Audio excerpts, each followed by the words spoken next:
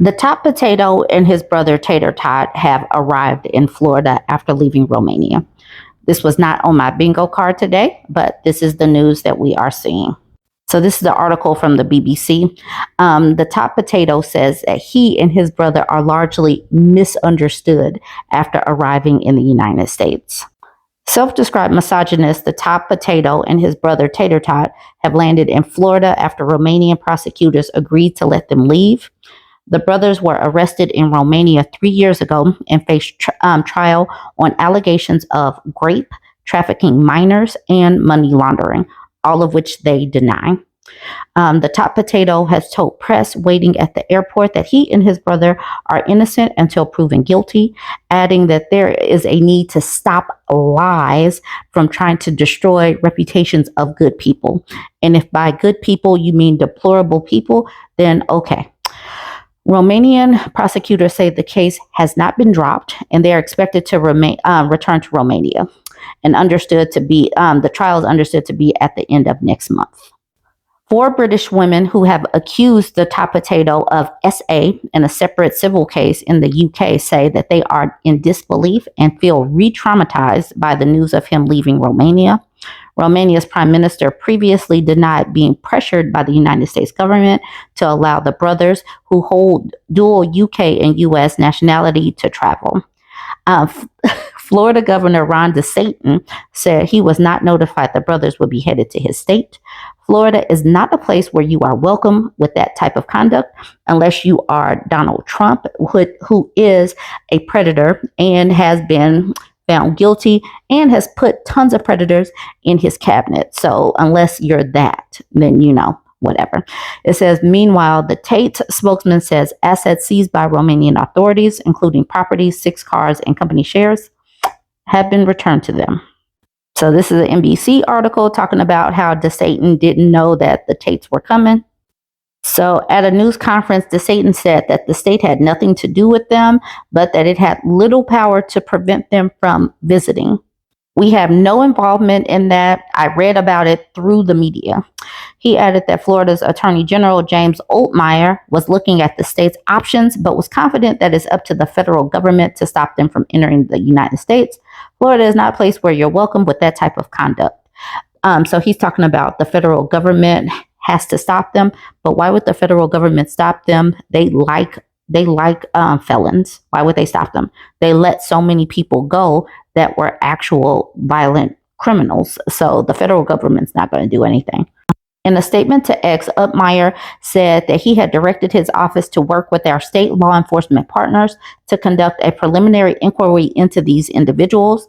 Florida has a zero tolerance for human trafficking and violence against women. Okay, you're right. If any of these alleged crimes trigger Florida jurisdiction, we will hold them accountable. After landing in Florida, the top potato gave brief remarks to the media. We live in a democratic society where it's innocent until proven guilty, and I think my brother and I are largely misunderstood. There's a lot of opinions about us that go around on the internet. We've yet to be convicted of any crime in our lives ever. We have no criminal record anywhere on the planet. I had no idea that Trump was sitting up here going to bat for the Tater Tot brothers. This is an article from 8 days ago from the BBC. It's titled, U.S. must not interfere with, in Tate's case, say alleged victims. Obviously they did, and obviously Trump and his administration got through. 4 women who alleged they were SA'd by the social media influencer, the top potato, have urged the United States to not interfere in a case in Romania. The women say they were extremely concerned by reports that United States officials had asked Romania to relax travel restrictions against the top potato and his brother, who have dual UK and United States nationality. Lawyer Matthew Jury, who is representing the 4 alleged victims, told the BBC they were absolutely bewildered why the Trump administration has decided to interfere in this way, although Romania denies being pressured by the United States. I'm going to skip most of the article to the end, talking about this part that says gaslighting. The Tater Tot brothers have wide support on right-wing social media and supported Trump during the U.S. election campaign. Lawyer Mr. Jury said, "It's very clear from members of the Trump administration social media posts and public statements that there is a great deal of support for Tate. Either they don't know or they don't care about the nature of the allegations and how serious they are," he told BBC Newsnight. He said the women he represented were absolutely distraught. To see the most powerful man in the world support their alleged abuser is incredibly traumatizing. It's gaslighting of a sort. And he called the reported U.S. actions a gross interference in my client's right to a fair trial and due process. But talking about to see the most powerful man in the world support their alleged abuser when he has who he has in his administration and who he is and who he has been around for years, why would they be? I mean, this should be expected. It really should be. But this was not on my bingo card for today. Anyways, let me know what you think about all of this. Join the conversation, like, comment, and share. And I became a multi-millionaire. I did this by creating a webcam studio, by taking girls who didn't know how to be effective on webcam, girls who had never done webcam before, girls who didn't have the equipment, didn't have the know-how, didn't have the will, didn't have the premises, didn't have the ability to make money with this exchange. I created a system that allowed me to convince girls to do this, allowed me to retain 100% control of their income, allowed me to make sure they were effective, because it's a super competitive industry. Don't think this is easy money. You're just going to put a girl on the camera and they're going to get rich straight away. No, it's very competitive and it's very difficult. I learned every tip and trick it takes to make sure a girl gets paid. I know how to make sure the girl can't run away. Because once you teach a girl how to do this, she has the ability to make unlimited money from home. Why would she still give it to you? Why would she just run off and keep it all for herself? Why are you getting your percentage? I learned how to do everything to take a nobody and make her a somebody. I learned how to take a nothing, turn her into a cash cow, and betas from all across the world would be sending money into my bank account. This is what webcamming is. If you're getting whiplash about the trade talks and Trump's trade war and all of this, it makes sense because he's been on and off. It's just been going back and forth. Apparently the the tariff talks are back on and they're going to hit us next week. Well, this is an article from Texas. Texas is going to be hit hard. Texas also overwhelmingly went for Trump. Trump tariffs set to hit Texas' biggest trading partners beginning next week. The president said Mexico and Canada have failed to curb the flow of drugs into the United States after giving countries 30 days to do so before enacting the tariffs. Trump said Thursday that he will implement the 25% tariffs on Canada and Mexico starting Tuesday, adding punishing restrictions on Texas' biggest trading partners. Trump initially ordered the tariffs last month, saying they were necessary to push Canada and Mexico to do more to prevent illegal drugs from entering the United States. Trump delayed the tariffs by a month after Canada and Mexico announced moves to address illegal drug trafficking. In a social media post, Trump said that the tariffs will indeed go into effect as scheduled. Trump also announced a further 10% tariffs on China to go into effect on Tuesday. He went through with a 10% tariff on China last month. Drugs are still pouring into our country from Mexico and Canada at very high and unacceptable levels, Trump wrote. A large percentage of these drugs, much of them in the form of fentanyl, are made in and supplied by China. Trump delayed the tariffs earlier this year after both Mexican President Claudia Sheinbaum and Canadian Prime Minister Justin Trudeau took moves to harden illegal border traffic. Sheinbaum and Trudeau announced earlier this month that they would each send 10,000 soldiers to the border to target fentanyl. Trudeau also announced the creation of a fentanyl czar and intelligence sharing with the United States to target criminal organizations. Mexico is Texas's biggest trade partner by far. Trade between the two totaled more than $272 billion in 2023, according to the governor's office. Texas imported more than $142 billion in Mexican goods that year, all of which would be subjected to tariffs. Mexico, Canada, and China have also threatened retaliatory tariffs on the United States, jeopardizing Texas exports to the countries. Texas business community, including members who otherwise support the president, have been on edge about the tariffs saying they would have a devastating impact on the state's economy. We need a strong North America, and that means keeping North America tariff-free and, if anything, working on ways to reduce non-tariff barriers between Mexico, Canada, and the United States. Glenn Hamer, CEO of the Texas Association of Business, said after Trump's tariff announcement. The Texas Association of Business supports the other Trump priorities, including the free trade agreement Trump negotiated during his first presidency with Canada and Mexico, the Republican-led 2017 tax cuts, and the repeal of former President Joe Biden's climate restrictions on Texas's oil and gas industry. Producers often pass the cost of tariffs to consumers by raising prices, which free trade advocates say would be counterproductive to Trump's campaign goal of lowering everyday costs. Even if the tariffs aren't implemented, they are having a chilling effect on investments due to the uncertainty of the future economic landscape. So we need to get this straight. We're doing tariffs, which are going to raise the prices. We're firing a bunch of people so people have less money. And we're doing all of this in a climate where inflation was already high and is not coming down now because of all of this.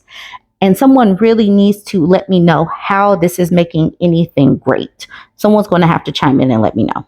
Businesses like predictability, Hamer said. Texas's relatively loose regulatory environment has allowed it to have one of the fastest growing economies in the country. It has the largest GDP of any state aside from California and a larger GDP than Russia, which Governor Greg Abbott often jokes makes him more powerful than Russian President Vladimir Putin, or I like to call him Daddy Vladdy because he is one of Trump's daddies. Elon Musk is the other one. Trump has two daddies. Several of the state's key industries would be immediately impacted. Texas contains about a third of the country's refining capacity, more than any other state, and refines crude oil imported from Canada and Mexico, according to the Energy Information Administration. Canada is responsible for more than half of crude oil imports to the United States. Mexico comes in at a distant second at about 10% of imports. Trump announced earlier this month that Canadian energy imports would be subjected to a lower 10% tariff rate. During his first presidency, Trump imposed several tariffs on China, which upset the state's agricultural industry. When China retaliated with its own tariffs, Texas farmers lost buyers in China, which looked for alternative markets such as Brazil. The Trump administration pushed for relief aid for farmers at the time, though some Republicans criticized the move as government handouts. Secretary of Agriculture Brooke Rollins says she would support additional aid to help keep farmers reeling from tariffs. Farmers were reeling from tariffs the first time around. Farmers will be reeling again, but they are cutting off funds already to farmers. I really do wonder how this is going to impact everything, because this is going to impact food, this is going to impact energy, this is going to impact people building houses and businesses and replacing car parts. It's going to impact your insurance rates if you have to get your car worked on. This is going to impact so much, and it's going to reduce people buying American goods and coming to America for tourism. People do not know and understand how big and wide this is going to be for a while. MAGA Republican Ted Cruz. All right, it says Cruz hopeful Trump's Canada-Mexico tariffs won't take effect. So he's hoping that Trump is just saying some words and won't actually do this. MAGA Republican Ted Cruz on Thursday expressed concern that Trump's renewed threat to impose tariffs on Mexico and Canada next week could hobble Texas's economy. And even if he is just threatening, all of this threatening and causing whiplash is creating uncertainty in the economy. Why would people even start up with anything that they have planned for businesses, investments, or anything with the way he's threatening things? All right, it says no state has paid the price more for the invasion over the last 4 years than Texas, said Cruz, who chairs the Senate Commerce, Science, and Transportation Committee. That being said, trade with Mexico and Canada is enormously important to the Texas economy, and I'm so hopeful we will not see the tariffs go into effect. I'm so hopeful. Okay. Why is he hopeful? I'm not sure, but it says because Mexico and Canada will be actively assisting in securing the border. Okay, so I wonder if he told Trump this. But the Texas senator also stressed he supported Trump's overall effort to drive down the flow of immigration and fentanyl at the border. The president uses tariffs for multiple purposes. One of them is as an incentive to cause other nations to work with the United States and advance our interests. With Mexico and Canada, the president has explicitly conditioned those tariffs on those two nations actively assisting and securing the border. That is incredibly important. So that's where we are. That's where Cruz is. He's very hopeful though. So we shall see what goes on next week. I don't know. It's just so much news. All of this is just so exhausting at times, and all of this stuff happening at one time. There's so much going on in our economy with all these executive orders and all these announcements, the way he uses social media. It is enough to definitely stress out people, the economy, businesses, everything. Let me know what you think about this one. Join the conversation. With all of the firings from the federal government over the last couple of weeks and all of the efficiency and waste and fraud, these numbers that are coming out are not surprising. So this article from CNN says jobless claims spike in worrisome sign for the U.S. labor market. And I'm totally sure when the jobs numbers comes out next week is going to be abysmal. The unemployment rates are going to be abysmal. But let's get into this article. First-time applications for unemployment benefits rose much more than expected last week, a likely indication of some noisy data, but also a potential worrisome hint that cracks may be forming in America's long, solid labor market. And how could the labor market not show some cracks the way they're firing people all willy-nilly? There were an estimated 242,000 jobless claims filed last week, according to seasonally adjusted data released Thursday by the Department of Labor. That's an increase of 22,000 from the prior week's tally, and a figure that landed well above economists' expectations of 220,000 claims. Those are some abysmal numbers. It's the largest weekly spike in claims in more than 4 months, and the weekly claims, a proxy for layoffs, are at their highest levels since early December, Labor Department data shows.